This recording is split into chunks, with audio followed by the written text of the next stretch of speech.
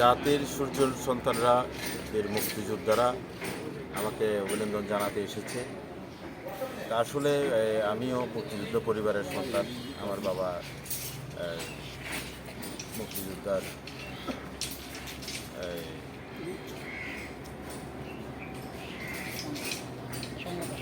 সংগঠক ছিলেন।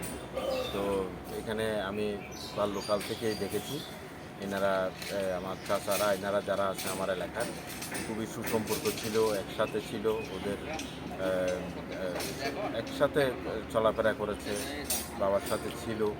তো এখানে আরও অনেকে ছিল যারা মারা গেছেন, আমি চিনি ব্যক্তিগতভাবে। তো এখন আল্লাহ হয়াত রেখেছে, এরা আছে। এদেরকে পেয়ে এদের মাঝে আমার এই বাবার কথাটা মনে পড়তেছে, বাবার চেহারা বেশি আসতেছে। এদের সাথে বাবাদের অনেক অনেক স্মৃতি রয়েছে। বাবা যখন জেলে ছিল, কারাগারে ছিল, তখন আমি জেলখানায় যেতাম, কারাগারে যেতাম। এটা অনেকেই আমাকে কোলে নিত এখানে।